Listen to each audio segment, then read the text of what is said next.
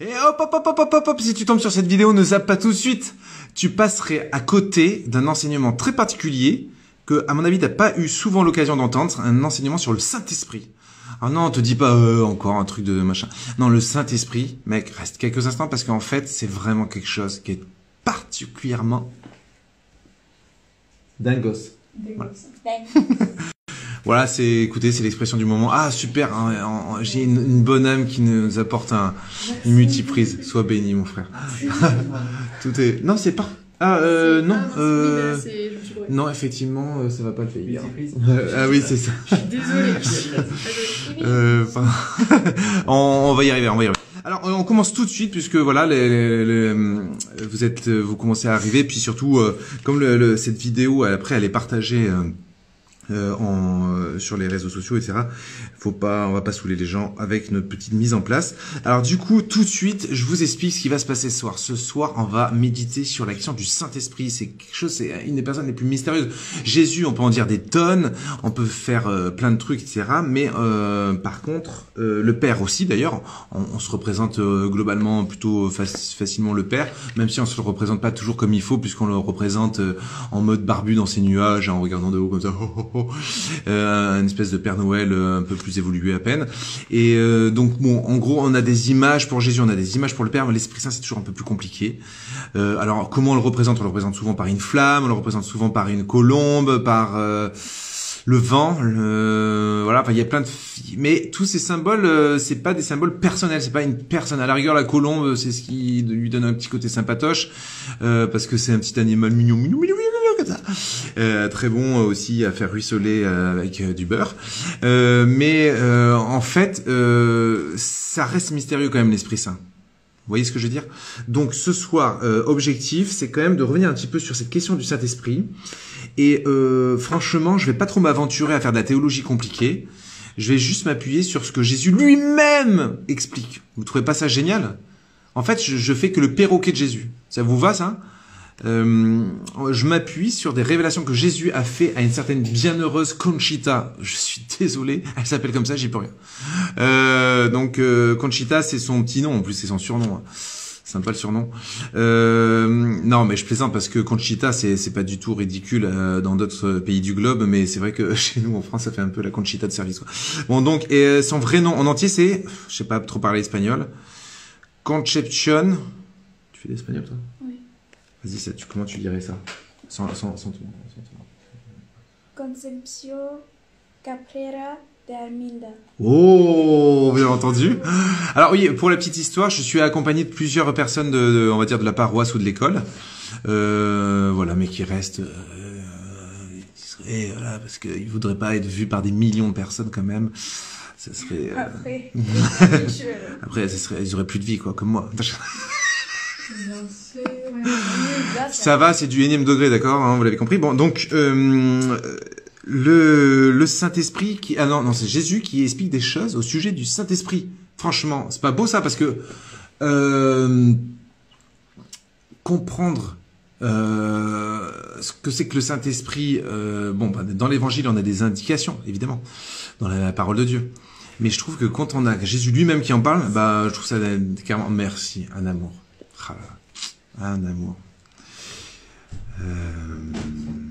Ah, on aurait pu le garder. Ah, mais c'est bien, on a gardé comme ça, on peut faire les deux. Super. Oh, tu peux débrancher, c'est sur batterie mon ordi, mais c'est juste que ça dure pas longtemps non plus. Merci. Hein. J'ai des assistants, du coup, c'est génial. Je suis pas seul, donc en fait, je peux continuer mon live tranquille. Voilà, donc, si vous êtes prêts, maintenant que je vous ai un petit peu chauffé, alors on va lire des petits extraits comme ça, puis on va peut-être expliquer si besoin. Alors, si, peut-être un mot sur Conchita, là. Concepción Cabrera de Armida, comme l'a très bien dit Rafaela. Elle a vécu au Mexique de 1862 à 1937. Fiancée à 13 ans et mariée 9 ans plus tard, elle fut mère de 9 enfants. Elle a consigné fidèlement pendant plus de 40 ans, à la demande de ses directeurs de conscience, une relation détaillée de sa vie spirituelle. Conchita est l'auteur d'une œuvre prodigieuse qui fut écrite au milieu des turbulences de la Révolution mexicaine. Donc c'était notamment la persécution anti-religieuse et anticléricale. Où les prêtres se faisaient massacrer, mais merci. Trop trop de bonté autour de moi. Ça, vous allez voir, ça brûle de charité ici. Amen ou pas amen? Amen. Ah, alléluia. Oh, je vais plus être tout seul quand je vais dire amen ou pas amen et il va y avoir enfin des réponses. Ça se trouve, les gens vont dire amen dans les commentaires. Mais ils disent amen chez eux, bien sûr. Hein, n'est-ce pas? Quand je dis amen ou pas amen, vous dites amen chez vous. Hein. Allez, on fait un petit test. Amen ou pas amen? Ça me fait sourire d'imaginer que là où vous êtes, vous dites amen, quoi. Ah, regarde, il y en a un, il avait écrit. Donc, ce livre présente un choix de texte sur l'Esprit Saint. Donc là, c'est un petit compendium, un petit rassemblement de textes qui ne concernent plus directement l'Esprit Saint. Il faut savoir qu'il y a un autre livre en édition française, donc de l'Emmanuel. L'autre, c'était qui? C'est un autre livre où, par contre, c'est un rassemblement de tous les écrits concernant le prêtre. Et ça, c'est vraiment le manuel du prêtre. C'est ce que vous devez offrir à tous vos prêtres. Les gars, faut vraiment offrir ce livre à tous vos prêtres.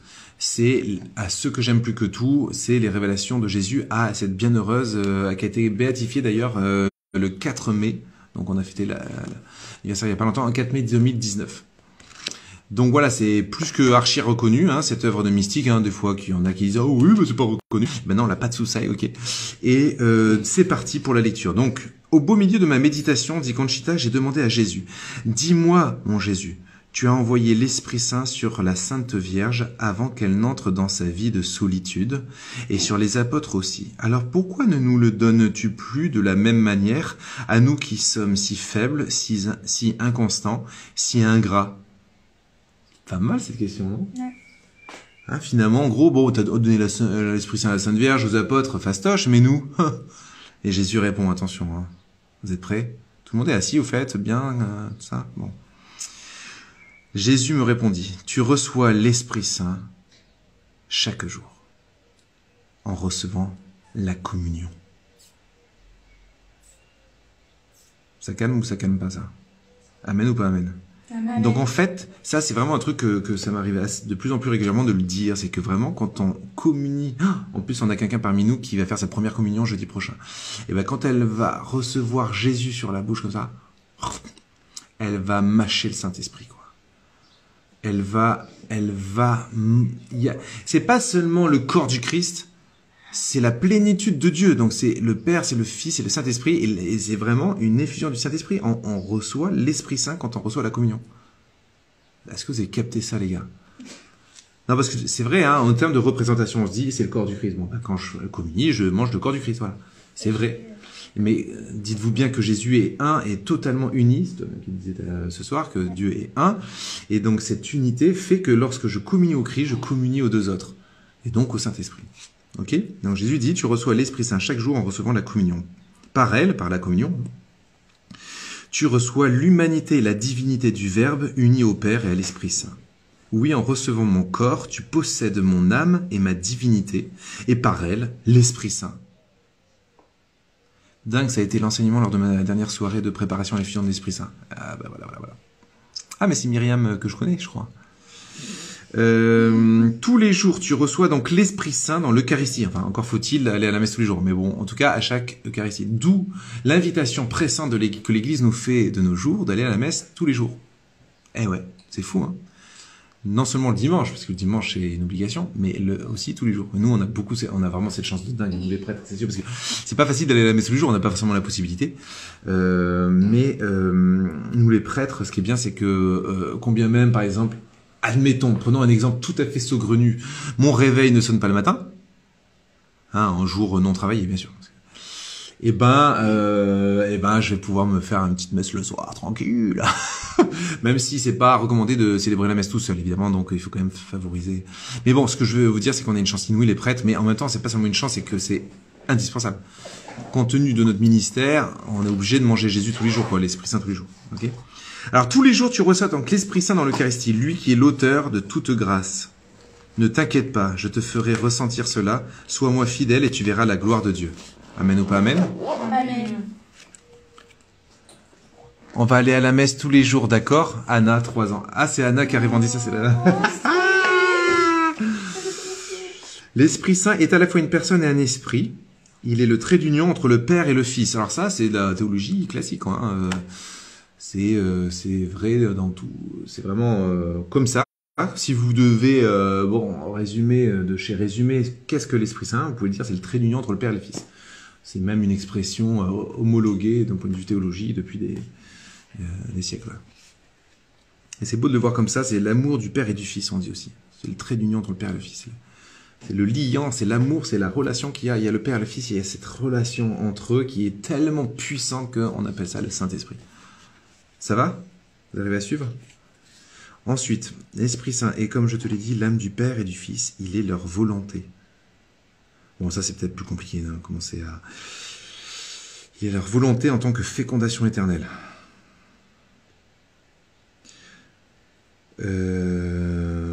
Ça c'est un peu compliqué quand même. Toc.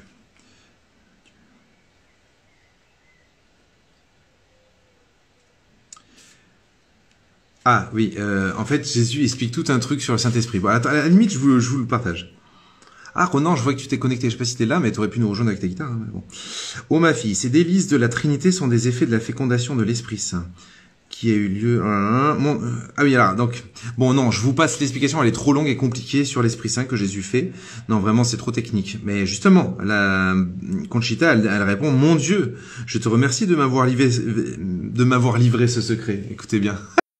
Vous allez voir. « Je te remercie de m'avoir livré ce secret, mais je ne le comprends pas. » Ça fait trop penser au prof, tu sais, qui explique un truc, tu sais, il s'est dit, il a sorti les meilleurs mots, et puis j'ai rien compris. Ouais, voilà. Je suis déçu car je croyais qu'en faisant tes volontés, je pourrais saisir quelques-uns de ces mystères que tu m'avais promis de m'expliquer. Mais voilà qu'à présent, je sais en quoi consiste ce secret de la fécondité divine, qui est la cause de ta joie au sein de la Trinité, mais je n'y comprends rien de plus. J'adore. Et Jésus répond, je t'avais promis de te livrer quelques-uns de mes secrets, mais je ne t'avais jamais dit que je te les ferais comprendre. C'est génial, non? Il y a un peu de silence autour de moi, ça me gêne. Je t'avais promis de te livrer quelques-uns de mes secrets, mais je ne t'avais jamais dit que je te les ferais comprendre. C'est génial, non? Non, mais c'est rigolo quand même. Il est gonflé, Jésus. Ah, j'adore. Bon, voilà.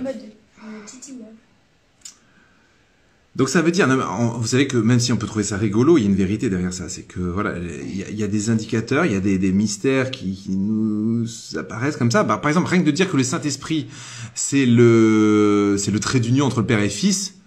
Oui, ok, c'est clair d'un point de vue langagier, trait d'union entre le Père et le Fils, ok. On peut même se le représenter, voir une petite image, le Père, le Fils, un trait d'union. Mais ça reste... Est-ce que pour autant on a compris ce que c'est que le Saint-Esprit? Je crois pas. Hein. Voilà. Donc, ensuite, j'avance un peu, je vous lis d'autres petits extraits. Alors... Tu l'as dit tout à l'heure, c'était quoi ça? Sans l'Esprit Saint, il n'y aurait pas de Dieu parce qu'il n'y aurait pas d'amour et que Dieu est amour.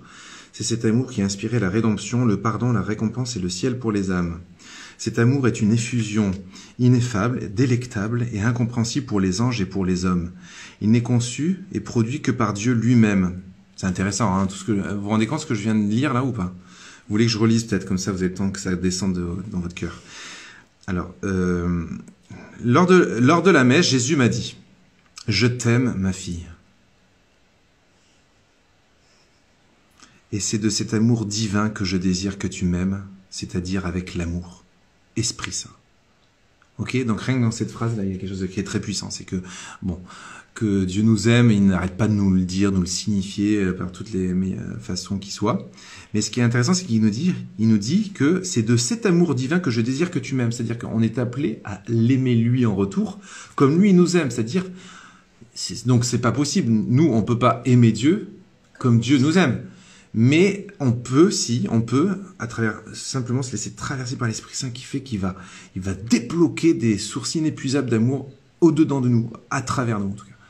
Ça, c'est en gros, l'Esprit Saint vient faire exploser nos capacités d'aimer. C'est pour ça qu'on a besoin du Saint-Esprit, même pour la vie quotidienne, hein, pas seulement pour aimer Dieu, pour aimer les autres. On voit bien combien les autres, des fois, nous saoulent au plus haut point. N'est-ce pas? Ouais, de ouf. et donc, il y a vraiment besoin d'une source intarissable d'amour, puisque nous, au quotidien, notre source d'amour se tarit. Normalement, si on est un petit peu humble, on l'admet, quoi.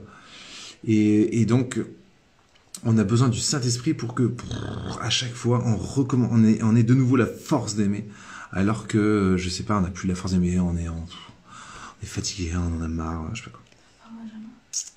Je sais plus si c'est Jésus ou pas qui le dit, mais il y a une phrase qui dit, je l'ai vu dans le couloir d'ailleurs, aimer pour aimer et ne pas se forcer à aimer. Ah, je sais pas si c'est Jésus, parce que je pense pas qu'il dirait qu'il faut pas se forcer d'aimer. Enfin, ne pas forcer à aimer quelqu'un d'autre qu'on ne peut pas... On peut pas forcer quelqu'un à aimer, oui. Mais on peut se forcer d'aimer. Enfin, on peut se forcer, c'est-à-dire on peut s'obliger à aimer. Moi, je m'oblige tous les jours à vous aimer. Hein. Ah oui. Ah bah c'est méchant. Tu verras lundi quand t'auras besoin d'aide. Ouais. Tu vas plus le retrouver. Donc, sans l'Esprit Saint, alors je continue, non, c'est plus loin. Comprends bien que moi, Jésus, j'aime les âmes avec le même amour que celui avec lequel j'aime le Père et celui avec lequel le Père m'aime. Est-ce que vous avez compris ce que je viens de lire là? Bon, je le relis. Écoutez, non mais vraiment soyez attentifs les gars, ce soir c'est un truc de dingue. Comprends bien que moi, Jésus, j'aime les âmes avec le même amour que celui avec lequel j'aime le Père et celui avec lequel le Père m'aime. Les gars, ça veut dire quoi? Non, c'est trop. Ça veut dire que Jésus, vous avez compris? Je le redis pour que on est sûr que tout le monde a pigé. C'est que Jésus nous aime autant qu'il aime son Père et que son Père l'aime. Nous, là, les petits piou-piou, là, les petits piou-loulous, les petits piou-loulettes, ici présents même, c'est un truc de dingue ou c'est... Non? En fait, on avait Kiki, il nous accorde son Père. Vous voyez, c'est pas Jésus, il aime son Père de trucs de dingue, voilà, puis ça génère le Saint-Esprit. Et puis, bah, il a fait des petites créatures qui sont sympas, il aime bien ces petites créatures quand même, c'est important, mais on n'est pas ces animaux domestiques, on est plus que ça, on est la chair de sa chair, on est comme un Dieu pour lui, enfin, on est comme Dieu pour lui, il aime Dieu son Père comme de la même façon que nous. C'est un amour ineffable qu'on ne peut pas expliquer, voilà, on peut pas expliquer. Et très pur. C'est un amour ineffable et très pur qui nous embrase et fait de nous un seul Dieu. Amen ou pas amen? Amen. Sans l'Esprit Saint, il n'y aurait pas de Dieu parce qu'il n'y aurait pas d'amour et que Dieu est amour. Ok? C'est cet amour qui a inspiré la rédemption, c'est-à-dire la mort et résurrection de Jésus, qui est pour nous sauver de nos péchés et nous ouvrir les portes du ciel, d'accord? C'est cet amour agissant. Quand Jésus est sur la croix, il est agi par le Saint-Esprit. C'est cet amour qui a inspiré la rédemption, le pardon, la récompense et le ciel pour les âmes. Cet amour est une effusion ineffable, une effusion. C'est une effusion de... Je sais pas qu'à me faire. Je pense que... Ça va? T'es sûr que ça va? Je pense que...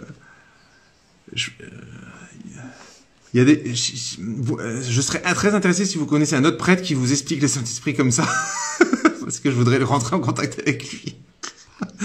Non mais vous comprenez, effusion, c'est ça que je voulais dire, comme ça. Je le fais pas bien? Je suis sûr que vous êtes en train de vous moquer de moi. Alors que moi je m'évertue, je prends même le risque d'être ridicule, mais bon. T'es pas ridicule. Donc, je répète, cet amour est une effusion ineffable. Vous voyez, ineffable, c'est-à-dire qu'on est obligé de faire le pitre pour essayer de donner une idée, quoi. Délectable. Délectable. Et incompréhensible pour les anges et pour les... Les gars, vous vous rendez compte? Ah, qu'est-ce que je suis rassuré ce soir. L'amour de Dieu est incompréhensible aussi pour les anges qui ont une intelligence parfaite. Alors, vous imaginez pour nous. C'est incompréhensible parce que c'est beaucoup trop grand. Et c'est incompréhensible, on peut pas le comprendre, prendre avec. On peut pas le tenir, en fait. On peut pas le circoncire. On peut pas le mettre dans le même groupe. On peut pas le mettre dans le même groupe. Dans le même panier. On peut pas, voilà, l'enfermer, c'est trop explosif, en fait. Voilà, c'est ineffable, voilà. Et donc, même les anges sont totalement ébahis, ils ne comprennent pas totalement l'Esprit Saint. Ça, c'est quand même un truc de dingue. Il n'est conçu et produit que par Dieu lui-même. Donc c'est l'Esprit Saint, l'amour de Dieu est produit par Dieu. Il n'y a que Dieu qui peut produire l'amour. Et tous les amours humains que nous vivons, même lorsqu'on est incroyant, non, on se moque pas, mais on rigole bien. Ah bon, donc, tant mieux. Circonscrire. Ah oui, circoncire, j'ai dit moi. Circonscrire. Heureusement, on a une instite sur le live. Volcan d'amour, pas mal. C'est pas mal vos commentaires là. Nous sommes qu'un seul corps. Ah, YouTube, vous êtes un petit peu en retard là. Mettez-moi un peu des commentaires de feu là. C'est quoi pour vous le Saint-Esprit quoi? Alors, j'avance dans ce passage sublime. Cet amour est une effusion ineffable, délectable et incompréhensible pour les anges et pour les hommes. Il n'est conçu et produit que par Dieu lui-même.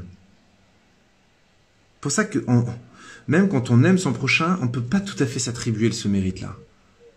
Pour moi, je considère des fois des gens ils me disent « Ah, merci pour ce que vous avez fait. » Mais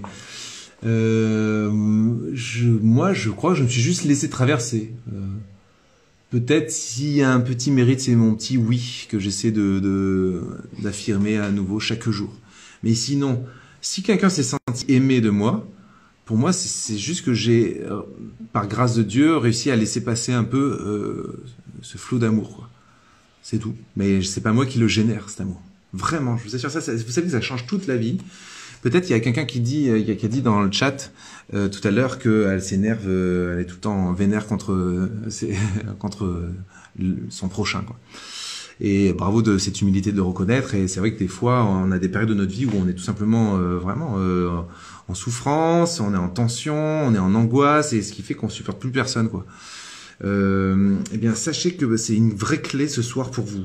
C'est de comprendre que ne vous mettez pas en pièce d'aimer les autres. Vous n'y arriverez pas. Moi, je trouve ça hyper soulageant de savoir ça. Moi, j'essaie même pas d'aimer les autres. J'essaie de prier suffisamment pour que l'amour me traverse. Voilà. Parce que je sais, c'est pas la peine même que je fasse un effort pour aimer autrui. J'y arriverai pas. Il y a que mon seul but, c'est voilà. Et d'ailleurs, je crois que c'est Saint François d'Assise qui répétait à l'envi cette phrase. Il disait, vous m'avez déjà entendu le dire. Hein, il disait, Père, fais que j'aime comme tu aimes.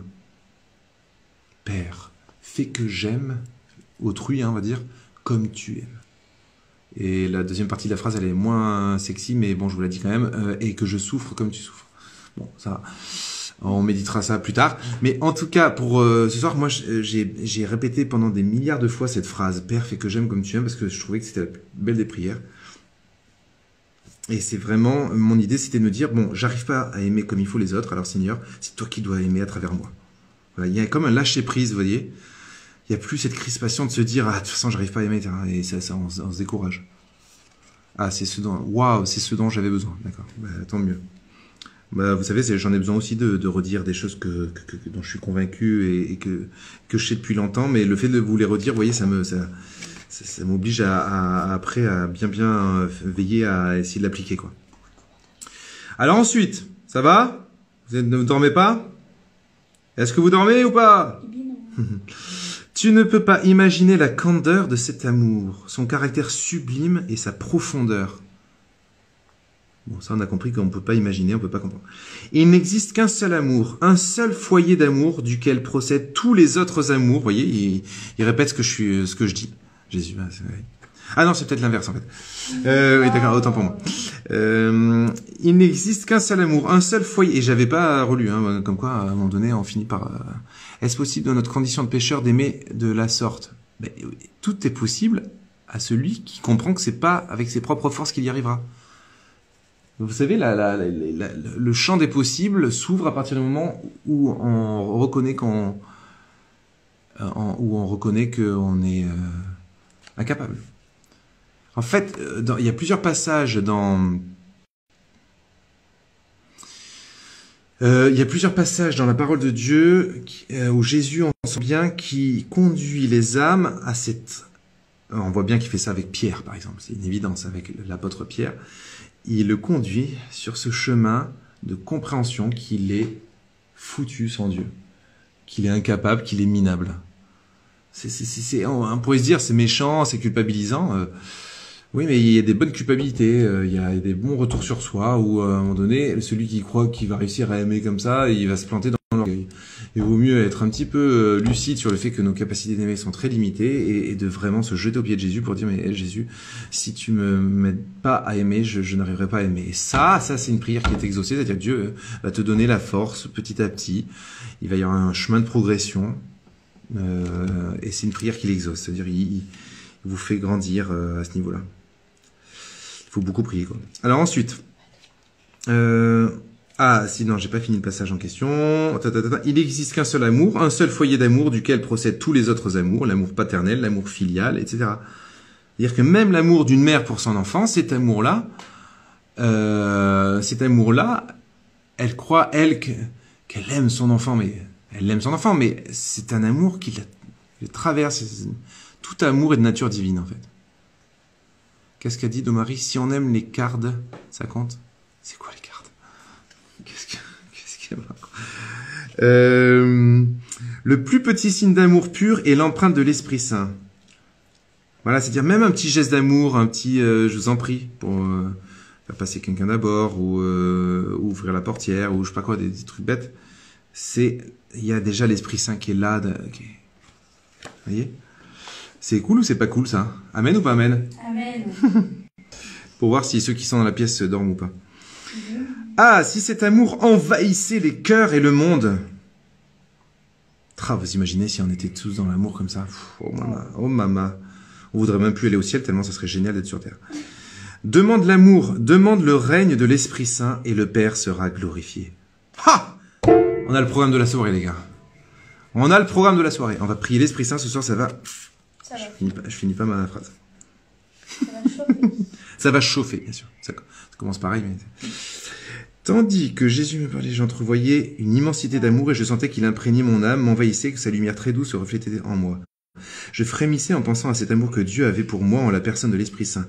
C'était la première fois que je ressentais l'invasion divine de cet amour qui unit le Père et le Fils et qui vient se réverbérer en ma pauvre âme.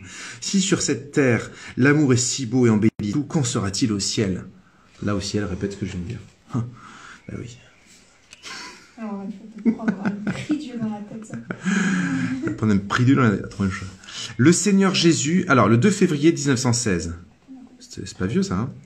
Le Seigneur Jésus m'a expliqué le rôle de l'Esprit Saint dans la vie spirituelle. Est-ce que vous êtes curieux de le savoir? Oui. Alors je regarde un petit peu au niveau de time, on en est où? On est à 30 minutes, je crois. Tac. Ouais, bravo, c'est ça. Le Seigneur, on fait comme un coup, 35 minutes. Donc le Seigneur Jésus m'a expliqué le rôle de l'Esprit Saint dans la vie spirituelle. Écoute ma fille. Écoute ma fille. Ouais, c'est ta fille. C'est dans la vie spirituelle que l'Esprit Saint agit et manifeste sa puissance d'une manière toute particulière. Il en est le roi. Il commence par des petites touches très douces. Et si l'âme répond à son action transformante, il ne la lâche pas et travaille à reproduire en elle mon visage comme avec un calque. Je sais, c'est compliqué, mais je sais pas si j'ai le temps de expliquer tout ça, non? Vous voulez quand même que je lise ou pas? En gros, c'est parce que moi je l'ai sous les yeux, donc c'est plus facile à comprendre. Ouais. Je vais le relire. Tu peux te baser sur ce que Sainte Thérèse d'Avila disait. Vas-y. Sainte Thérèse d'Avila, elle disait que justement le Christ, ça devient un ami. Et quand tu as cette proximité avec lui, elle parle de ça dans l'oraison, tu vois. C'est un ami dont tu ne peux plus te défaire. Parce qu'il va toujours revenir. Il va toujours venir polir ton âme. Voilà, je fais un peu un remake, tu vois. Il va venir polir ton âme, l'habiter, de sorte à ce que tu transpires de cet amour, quoi. Amen ou pas amen? Amen. Alléluia. Pas mal. Donc je répète quand même. Donc, il commence par des petites touches très douces, et si l'âme répond à son action transformante, il ne la lâche pas. Il travaille à reproduire en elle mon visage comme avec un calque. C'est ça, être chrétien, c'est devenir le Christ, c'est-à-dire lui ressembler. Même si on est une fille, c'est-à-dire c'est pas physiquement, c'est que on dégage l'amour que dégageait le Christ dans son corps. Parce que nous, on est des corps. Donc, c'est pour ça qu'on dit que l'Esprit Saint nous transforme en Christ. Et d'ailleurs, on dit qu'il le fait en Marie et par Marie. Donc c'est aussi par l'intercession de la Vierge Marie, c'est par la Vierge Marie enfante le Christ en nous. Nous devenons le Christ grâce à la Vierge Marie et l'Esprit Saint, en fait. Comme pour Jésus qui a pris corps, nous prenons, nous divinisons. Attendez, je vous refais le parallèle. Donc Jésus, il a fallu la Vierge Marie et l'action du Saint-Esprit pour qu'il advienne parmi les humains, d'accord? Eh bien, nous qui sommes déjà des humains, eh bien, nous avons besoin de la Vierge Marie et du Saint-Esprit pour advenir parmi Dieu, de devenir divin, puisqu'on est appelé à être divinisé. Rappelez-vous, Saint Irénée de Lyon, Dieu s'est fait homme pour que l'homme se fasse Dieu. Pas se fasse un Dieu supplémentaire dans la mythologie, je sais pas quoi. Il soit divinisé, quoi. C'est-à-dire qu'en fait, au fur et à mesure, et c'est ça les saints, les saints soit officiels, Saint Bidule, Saint Tartampion, ou les saints qui sont pas officiellement saints, mais qui dégagent quelque chose de particulier sur Terre. Moi, j'en côtoie régulièrement des gens qui dégagent un truc, tu te dis, waouh, il y a un amour qui se dégage d'eux. Eh bien ça, c'est parce que ils sont en voie de divinisation, ou ils sont peut-être même déjà à une voie très élevée de divinisation, et donc ils dégagent ce divin amour. Vous voyez? Il y a du boulot, hein, pour les uns et pour les autres. Donc, je répète, il commence par des petites touches très douces, et si l'âme répond à son action transformante, il ne la lâche pas et travaille à reproduire en elle mon visage comme avec un calque. Voilà, c'est-à-dire que c'est l'Esprit Saint qui nous conduit à ressembler au Christ. Même si on est une fille, vous avez compris que c'est pas une histoire corporelle, mais une histoire d'émanation divine. Ensuite, avec une grande délicatesse, il prend possession de cette âme. C'est vrai, il y a un moment donné, l'Esprit Saint prend tellement la possession d'une âme que il y a une espèce de sainte indifférence, il y a un abandon total en fait. C'est-à-dire on se décrispe, on s'abandonne à la volonté de Dieu. C'est ça la source de toute la joie. La joie, c'est d'être décrispé de notre propre volonté. En fait, la chose qui nous rend le plus malheureux sur Terre, c'est notre propre volonté. Parce qu'il y a toujours un écart entre notre volonté et la réalité. Et donc en fait, quand on renonce à sa propre volonté en ne désirant que celle de Dieu, on rentre dans un détachement qui nous rend beaucoup plus libres et joyeux. C'est le phénomène même qu'on appelle donc l'abandon. Et l'abandon, c'est le fruit délicieux d'amour, et l'amour, c'est l'Esprit Saint, l'abandon, c'est le fruit délicieux du Saint-Esprit. Ça va, c'est un peu compliqué peut-être là. Hein. Bon, je continue, on va voir si ça s'éclaire en avançant. Ensuite, avec une grande délicatesse, il prend possession de cette âme, la remplissant de sa personne et la rendant amoureuse de moi. Amen ou pas amen? Amen. Ça, vraiment, ce soir, je voudrais qu'on grandisse, on fasse une marche supplémentaire dans l'escalier de l'amour de Jésus. Il faut qu'on aime Jésus, les cocos et les coquettes. Tac, j'ai perdu le texte, du coup, je me suis un peu excité là. Et la rendant amoureuse de moi, l'âme. Et surtout, en lui infusant le dégoût des choses de la terre. Parce que voilà, c'est une chose d'aimer Dieu, c'est une autre. Au fur et à mesure qu'on aime Dieu, il y a une sainte indifférence. Je vous ai parlé, j'ai utilisé le mot juste avant de sainte indifférence, mais ça rejoint un peu cette idée, c'est-à-dire d'indifférence aux choses de la terre. Plus on aime Dieu, plus on s'en fiche de plein de choses, en fait. Tout devient relatif à la grandeur de l'amour qu'on a pour Dieu. C'est ça le plus important. Donc du coup, que t'aies ceci, que t'aies cela, et j'ai presque envie de dire que t'aies telle maladie, que t'aies tel tard, que t'aies tel handicap, que t'aies telle bizarrerie, devient moins oppressant en tout cas. Ça devient plus doux. Voyez, il y a un abandon, et puis les choses du monde aussi, tout ce qui nous attire dans le monde. Je pense que plus une âme elle est saisie par le Christ. Moi, je vous cache pas, quand j'étais ado, enfin même enfant déjà, j'étais passionné de bagnole. Mais vraiment, je connaissais tous les cylindrés, les noms de chevaux, le centimètre cube, enfin tout, les vitesses maximum, tous les noms des bagnoles. C'était une obsession. Dès qu'on faisait un trajet, je disais la marque exacte de la bagnole et ça. Et premier bagnole, une 205 avait un bon moteur, et puis après une BM. Enfin voilà, j'aimais ça. Voilà. Mais plus mon cœur a été saisi par Dieu, plus même ça, c'est devenu futile. Ça m'empêche pas d'apprécier quand je peux conduire une super bagnole, ce qui est quand même assez rare. Mais voilà, c'est pour vous dire que c'est un exemple tout bête que vous pouvez reconnaître en vous-même, c'est-à-dire de vous dire que en fait, il y a des choses qui vous paraissaient importantes à une époque. Et maintenant que vous connaissez Dieu, depuis que vous vous êtes mis à prier, ça perd de sa valeur, de sa... Vous voyez ? C'est cool ça, non ? On est beaucoup plus libre du coup. Donc le dégoût des choses de la terre. Le chemin de la perfection est le terrain privilégié de l'Esprit Saint, et en chaque âme fidèle, il remporte la victoire sur Satan. L'Esprit Saint est son plus grand ennemi, c'est la personne divine qu'il craint le plus. En effet, l'Esprit Saint s'oppose à Satan sans relâche et le terrasse. Wouhou! C'est bon ça! J'espère qu'il n'y a pas de voisins. T'inquiète, avec vous. C'est pourquoi Satan tente par tous les moyens d'éloigner les âmes de la lumière de la foi, de l'amour de Dieu et du prochain. Il sort sa grosse artillerie pour souiller les âmes par le péché d'orgueil, les erreurs et les illusions, les impuretés et l'esprit du monde. Et toujours il attise les passions. La tactique de Satan consiste à obscurcir et à souiller, à éloigner et à effacer la ressemblance divine dans les âmes, voyez? Donc l'Esprit Saint fait tout pour que nous ressemblions au Christ, que nous soyons divinisés comme je disais tout à l'heure, qu'on dégage une lumière divine, ça vous va? Qu'on soit rayonnant. J'utilise plein de mots différents pour dire la même chose, hein, mais c'est pour que chacun peut-être saisisse le truc qui va plus lui parler. Et ben Satan fait exactement l'inverse. Il veut absolument amoindrir cette image de Dieu en nous. Il veut la cafouiller, quoi. Il veut la crasser. Il a crassé, ouais, voilà, la souiller. Ouais. Malheureusement, il y parvient souvent en ne cessant de s'acharner sur les âmes que lorsqu'il obtient qu'elles succombent et pêchent contre l'Esprit Saint. Ce qui est son but ultime. Vous avez vu ça, je vous l'ai dit 10 milliards de fois. Hein. Franchement, allez voir les autres topos, j'arrête pas de parler de ça. Hein. Mais parce que je parle de ça parce qu'il n'y a pas plus important à comprendre que ça. C'est-à-dire que, je le répète, souvenez-vous, on avait médité sur le Fils prodigue et sur le pardon de Dieu. Et j'avais dit que l'objectif de Satan, c'était pas tant de nous faire tomber dans un péché, mais de péché en péché, nous faire tomber dans le désespoir. Ça, c'est le péché suprême. C'est je suis condamné et je ne mérite rien d'autre qu'être condamné éventuellement. Et du coup, quand Dieu tend la main pour nous pardonner, on ne saisit pas cette main.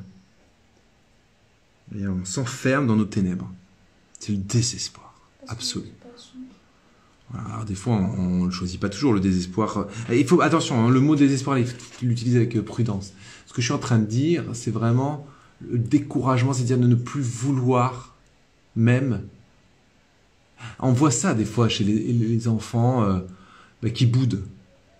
Alors quand on boude 5 minutes, ça va. Mais vous voyez, il y a des gens qui boudent pour l'éternité. C'est ça l'enfer. Donc Satan, il dit, hein, la tactique, je répète, hein,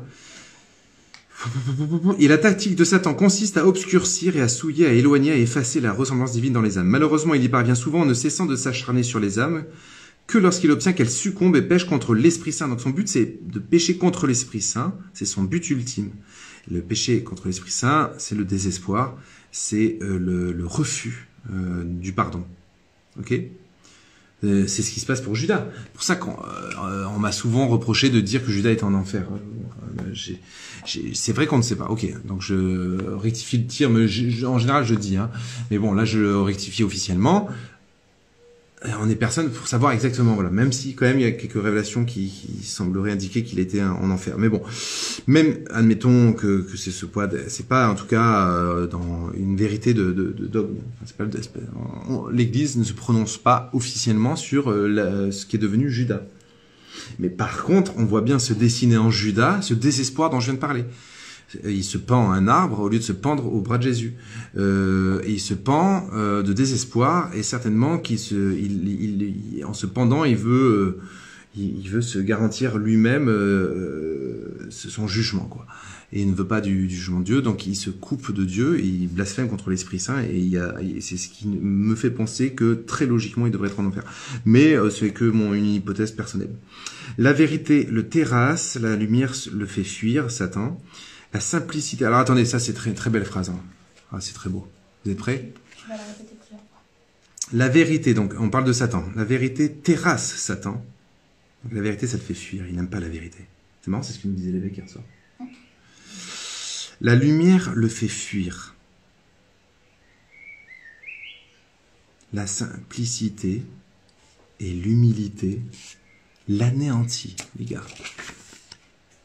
Il n'aime pas tout ce qui est protecteur, tout ce qui est bon. La bonté, ouais. Que du mal.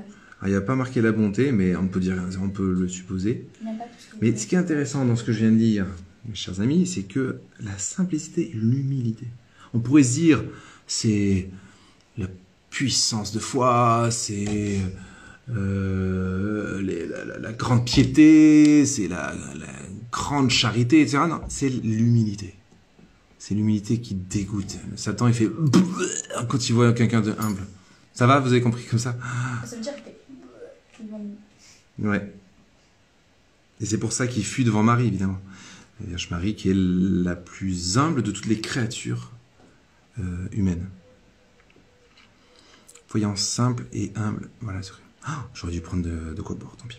Mon cœur est triste de voir que Satan remporte tant de victoires dans mon Église, me dérobant ce qui est à moi. C'est pourquoi l'Esprit Saint va exercer toute sa puissance sur les cœurs en provoquant un sursaut de l'humanité au contact de sa divinité. Amen ou pas amen? Amen.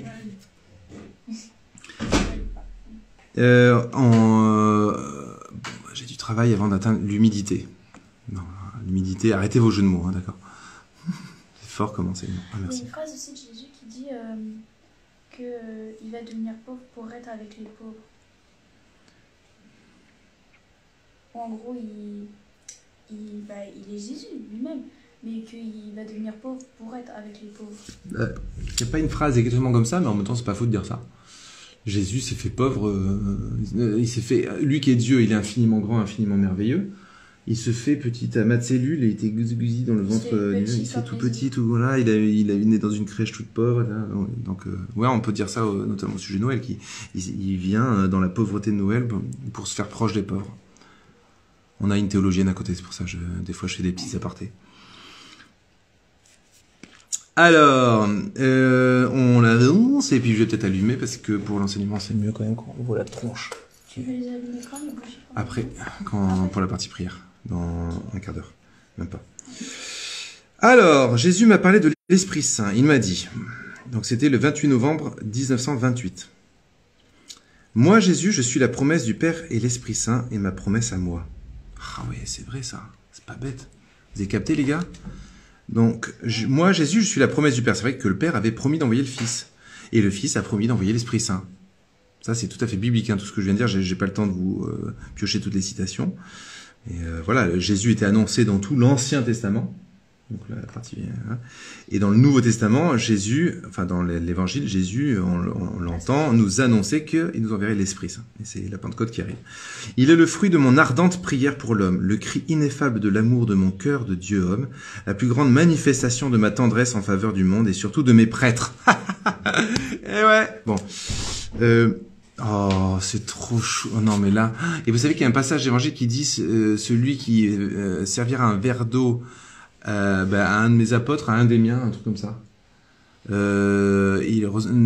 ne perdra pas sa récompense, un truc comme ça. Ça fait du bien de voir. Santé, mais pas des pieds, ni des aisselles, hein. Ni de... Bon, j'arrête. Ça a été d'un coup, tranquille. Je vais hésiter à publier le live après. Mais non, Oh. tu le publies. Bon, ça va. Si tu me dis que je publie, je publie. Allez. Sans l'Esprit Saint, l'Église... Alors attendez, non, je répète la dernière phrase quand même. La plus grande manifestation de ma tendresse en faveur du monde et surtout de mes prêtres. Sans l'Esprit Saint, l'Église n'existerait pas et mon œuvre rédemptrice serait nulle. Donc en gros, Ce qui est pas étonnant. En gros, quoi? En gros, ça sert à rien sans lui. Il n'y a rien sans l'Esprit Saint. Parce qu'en fait, Jésus aurait fait son œuvre de rédemption, mais on passerait à côté sans l'Esprit Saint. Ouais, donc ça avait pas se carrer. Voilà. C'est un truc de dingue. Le rôle de l'Esprit Saint au sein de la Trinité. Vous êtes chaud? Voilà. J'ai commencé à prier, mais Jésus m'a interrompu pour me faire comprendre une chose qu'il voulait absolument me dire. J'adore, j'aimerais bien qu'il m'interrompe comme ça, Jésus. L'Esprit Saint, ma fille, vient du regard éternel de complaisance entre le Père et le Fils. C'est un regard de délectation incompréhensible même aux anges et qui a lieu dans le secret.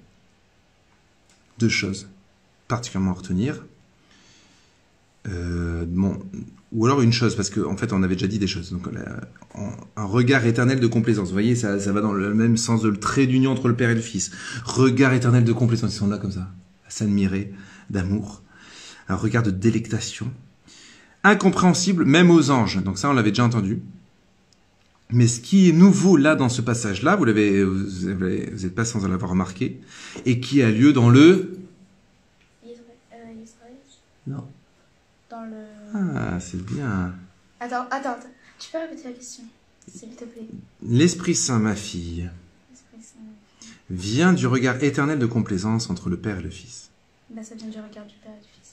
Ouais, mais à la suite, ce regard est incompréhensible même aux anges, et ça a lieu dans le Cœur. Dans le Christ. dans le Secret. secret. Amen. Alléluia.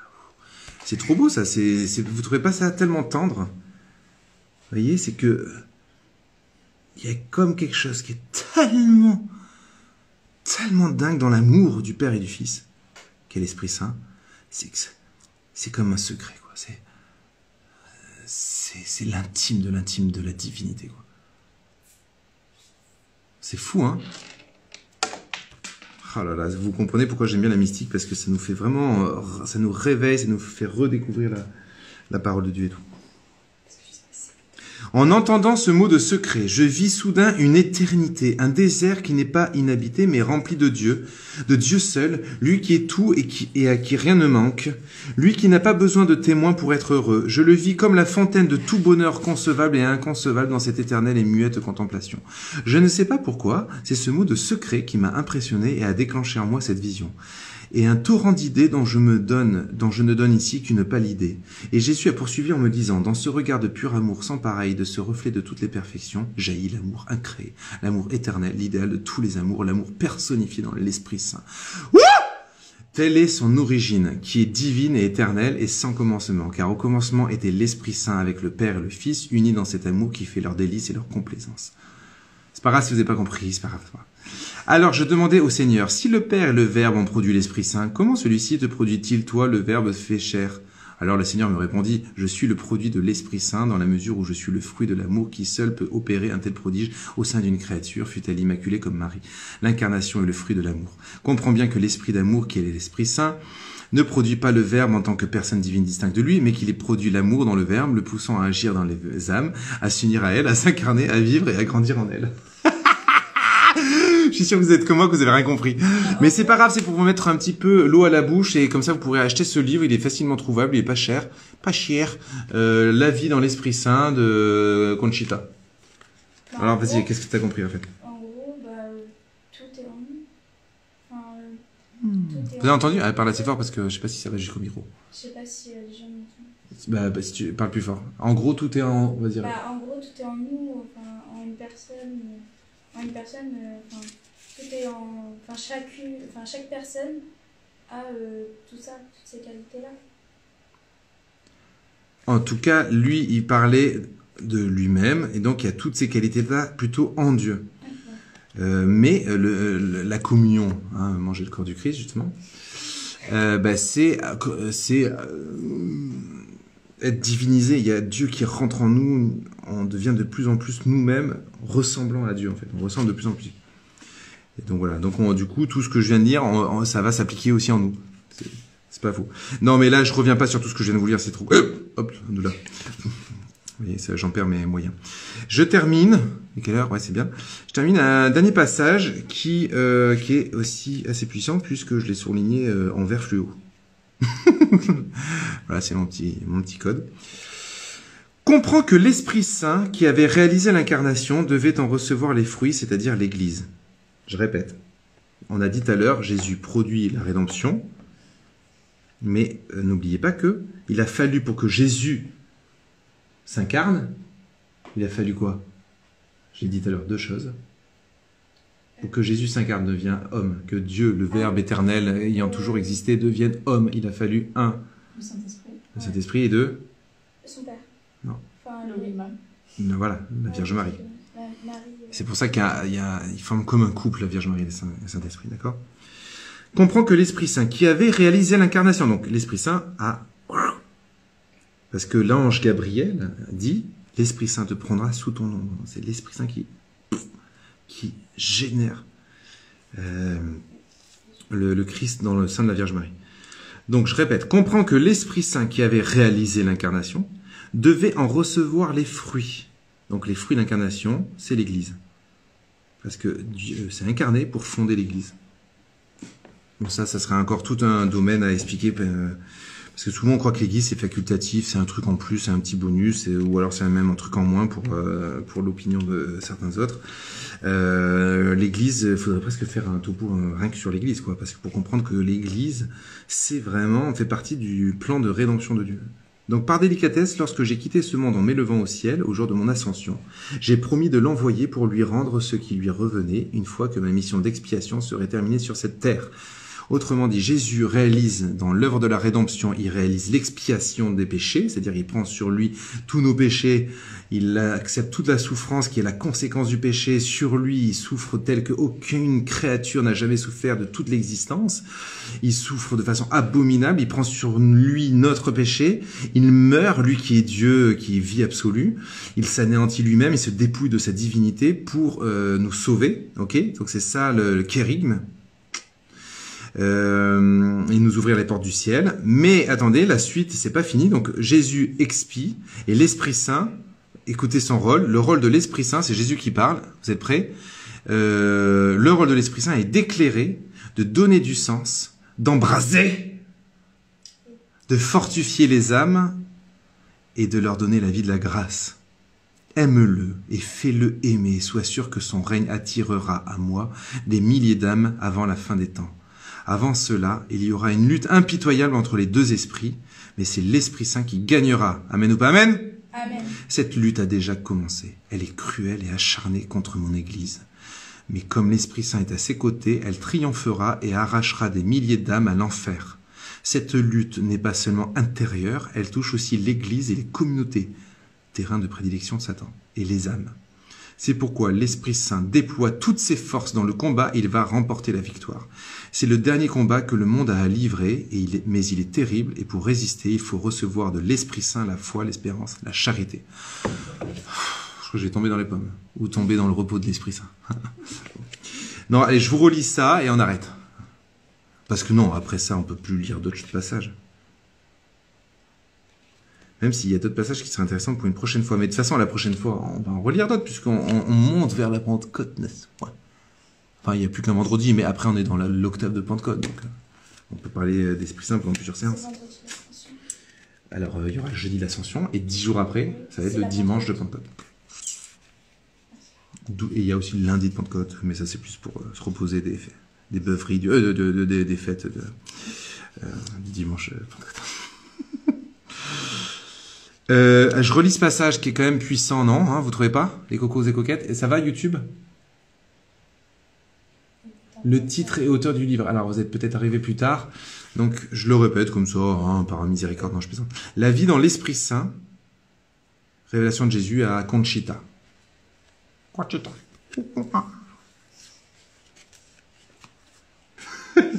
Attends, mais pourquoi je pense à ça? Parce qu'il n'y avait pas un singe qui s'appelait Conchita? Non. Si. Non.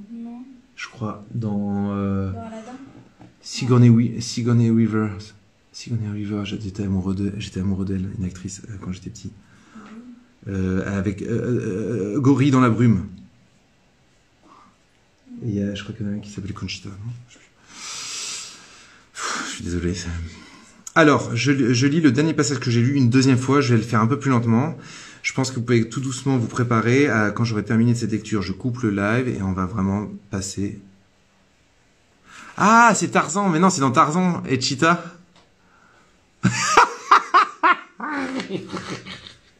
Ah mince. Ah, c'est Cheetah, c'est pas Conchita. Ah, c'est pas Gorille dans la brume. Autant pour moi.